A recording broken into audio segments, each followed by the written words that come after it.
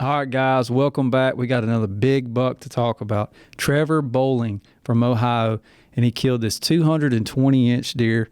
Absolute freak. Horns going everywhere. Insane bases. Cannot wait to get into this. He killed it on 17 acres right behind his house. Really good story on this one. So y'all stay tuned. This podcast is brought to you by MTM Case Guard. We appreciate them for being a partner. Let's get in it. Come on, I mean, you think of that. I mean, that's what you think of.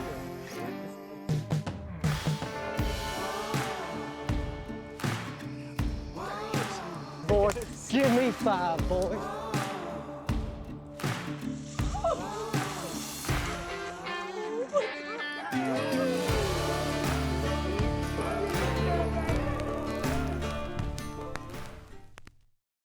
All right, Trevor got another big buck. This one's from Ohio. Cannot wait to get in this. 200 and what he score? 220? 220. 220. Gosh almighty, what a deer. And it's got some little bit of funky other beam coming out. We're going to get all into this thing. I can't wait. So, Trevor, tell us a little bit about yourself, what you do for a living. I know you're an Ohio native, but what all you do for a living, and tell us a little bit about who Trevor is. So, I started hunting when I was really little, 3 years old, walking through the woods with a Red Ryder with Dad. Got into deer hunting when I was 8 or 9 years old, and I've never been much of a trophy hunter or anything like that. Well, last year, I had a deer on camera that he ended up being 149 inches, and I'd been following him all summer, and I was going to kill him. That's the one I wanted. Mm-hmm. And once I got him on the ground, I fell in love with the trophy hunter.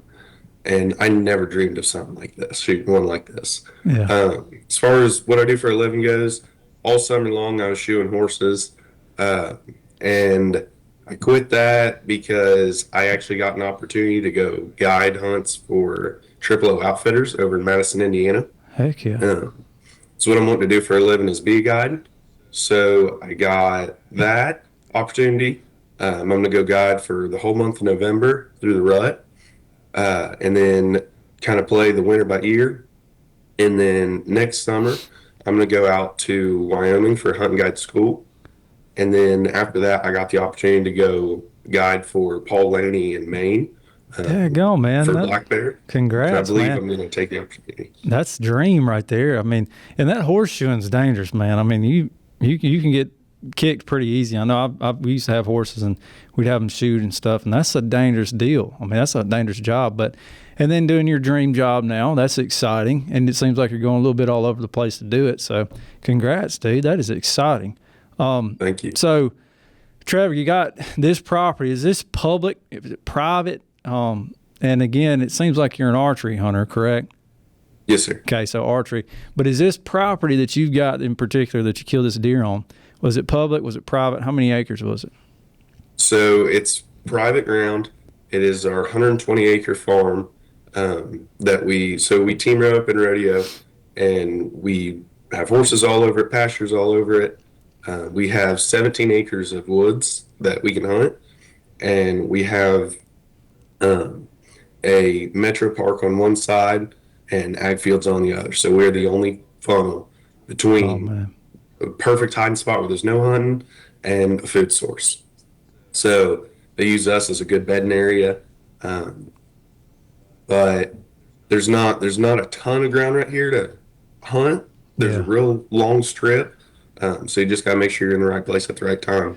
And probably, not a lot of ground to necessarily manage. Like it sounds like you just got that strip, so they're not really staying on you. They're just bedding, and then they're going to where they need to go to feed and stuff. But it sounds like you got your ag, so that's probably putting a bone on them. So that's helping them grow well.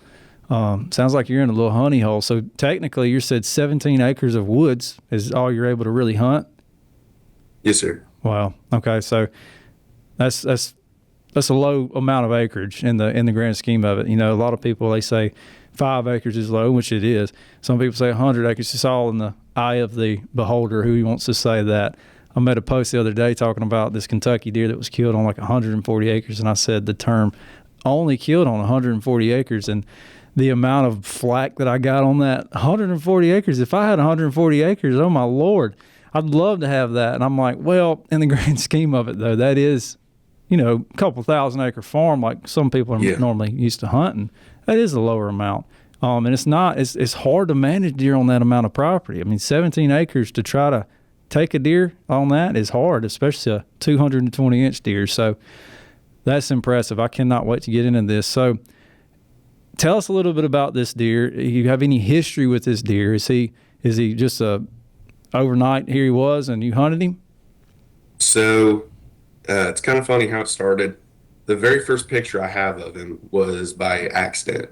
I had left a camera out in the woods all winter, had forgotten about it. My dad was riding one of the Colts through the woods one day, and he said, "Hey, you got a camera back here?" I said, "Where?" He tells me the trail. So I'm like, all right. So I go back there, and I find it's all grown over. And I was like, well, I'll pull the camera, pull the card, see if there's anything on it. First picture I get of him is in May and just starting to grow, and you can see where the double mane started to split. And I was like, I need to find this deer. So I had been putting cameras out, figuring out where he's coming through at, figured out everything about this deer. Well, then through the summer, when we'd be roping, practicing in our outdoor arena, like clockwork, this deer was coming out every single night at 8 o'clock and watching us rope. He was 20 yards behind our arena. Oh, gosh. So, I mean, real close. So I got to see him all summer long. That's probably sorry to cut you off, but that's probably the pictures that you sent in. I saw those. It looks like through a fence or something in velvet.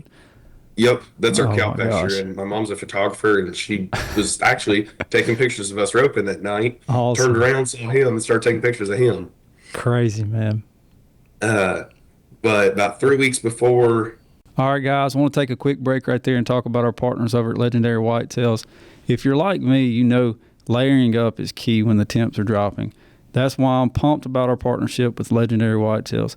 They've got high-quality flannels, shirts, jackets, and vests that are perfect for deer camp, the hunt, or just hanging around the campfire. Legendary Whitetails is all about the outdoor lifestyle, and you can see it in every piece they make. Visit legendarywhitetails.com to see their full lineup. He started going nocturnal on our property, and I knew there was no way. I was moving cameras around, and I had pictures on every single spot that I had moved him to of that deer, but they were all nocturnal, and they're all at 4 in the morning and 10 at night. Could not figure out this deer. So I'm hunting and I tried to stay away from the thick part of the woods because I knew that's where they were bedding, and I want to hunt the outskirts of it, try to catch them coming out, going to feed. And never could get a sight of him while hunting. So I had a stand back in the woods I haven't touched in 2 years. And I knew there's a bunch of trails back there. I'm like, I want to go back and see if I can find him.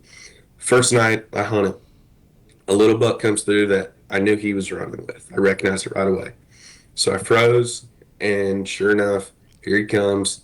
He just never gave me a shot. Turn, goes on the next path, and just walks to the neighbors. I'm like, all right, I'm going to go back there the next night. Go back there the next night, like clockwork, comes in by himself at the exact same time, 7:15. Comes in, goes to turn to go to the next path, 18 yards, lead at him. He turns, he stops, he kind of crunches his body, which dropped his body in my pen. When I shot, I spined him, and it went through his vitals, dropped him in his tracks.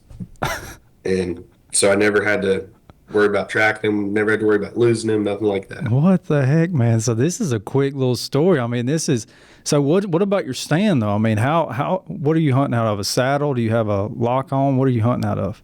It's just a double man tree stand.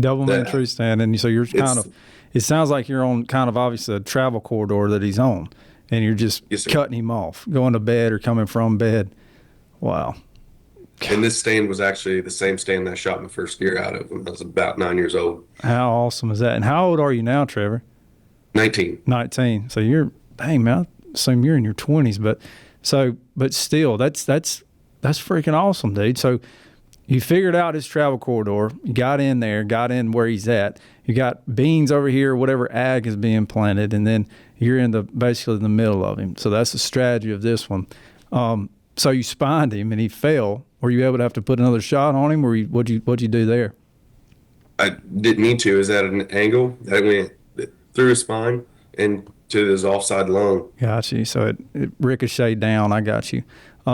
What about recovery? Obviously, he's right there, but who all did you call to come down there to help you recover him? So when I watched him drop, I watched how he kind of fell down the little creek bed. I just left. I didn't want to bother him, nothing. Got out of the tree stand, left. My dad, he was actually at a dinner appointment that night with some friends of ours, and they were talking about our hunt for Colorado that we're actually leaving for tomorrow. And so the only one that was on the property was Mom. So I called her. I said, "Hey, you need to get up here. He's down." She didn't believe me, and I said, "I'm telling you, it's him. He's down." And she was like, "All right, I'm on my way." So she comes up. I go and get the four-wheeler. I called Dad on the way to get in the four-wheeler.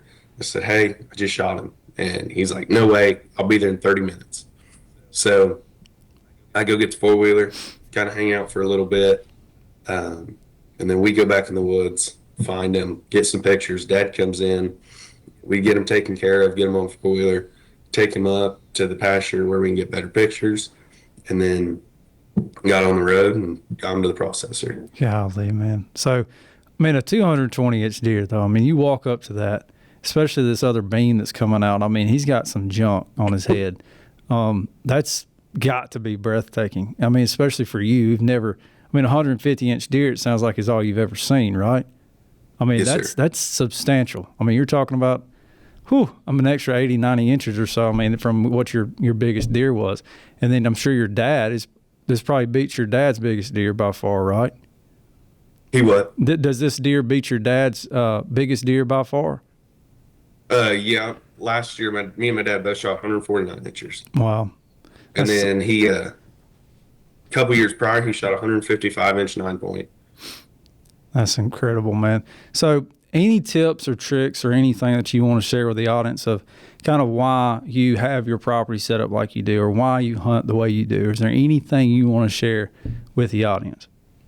So with it being such a small huntable spot, with all the pasture and stuff, with a big buck like this, I was trying to move around, trying to figure out where he was.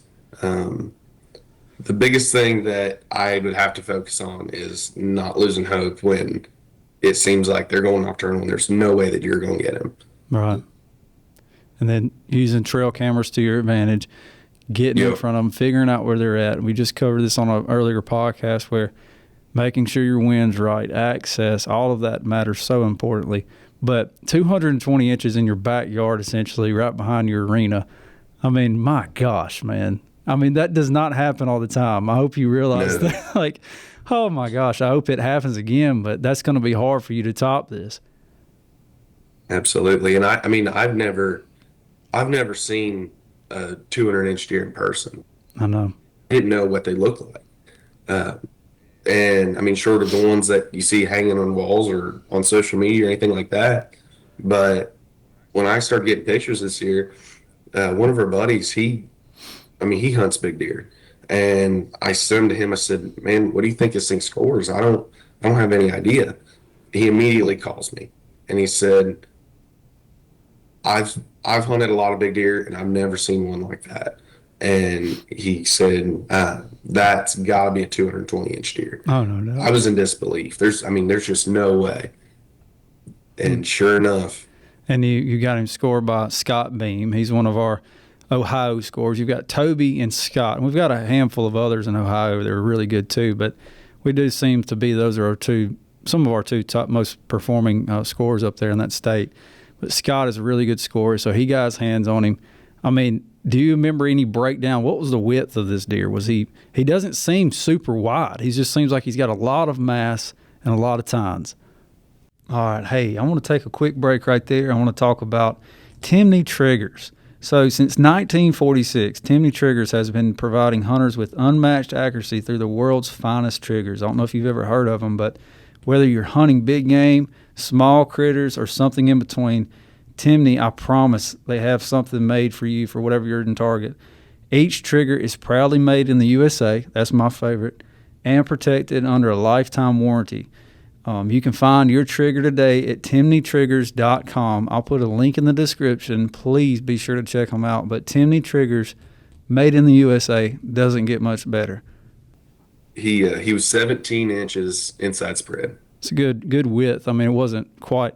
I was thinking more 15, 16. He looks like a tighter rack, but he's just outrageous in that mass and then those tines that come around. And that is so incredible, man. Congratulations. I know you're going to be hard to top it, but I hope you do, like I said. But what kind of mount? What we doing? We're going to shoulder mount? So we're going to do a shoulder mount on him. And the one I originally wanted was semi-upright. And I talked to my taxidermist, and he said, I think you might want kind of more of a sneak to him because that'll really showcase his rack. And I mean, I don't know anything about showcasing gear like this. Yeah. So, I mean, I trust him, and he knows what he's looking at. Hopefully it turns out good. I cannot wait. I want to see it for sure when you get done with it. But that is awesome, man. I can't thank you enough for coming on today and talking to us about it. But congratulations again for a heck of a deer. Thank you, sir. I appreciate the opportunity. Yeah, dude. That was a short and sweet podcast. I think that concludes it. I don't think there's anything else we need to share. Just perseverance, staying at it, getting in front of them, and staying in that middle. You always have. You got to keep in mind there's bed, there's food, there's water. That's what they need. And then they need their ladies there in the rut. So as long as you got those four things in mind, and if you're able to get in the between any of those four things, you got them. So seems like that's what you did there, and that was your tactic. So good takeaways here. I appreciate it, Trevor, again, for getting on. That concludes it for another Big Buck Blueprint podcast. Good luck, Trevor, in the deer woods in the future. Thanks, sir. All right, buddy. See you.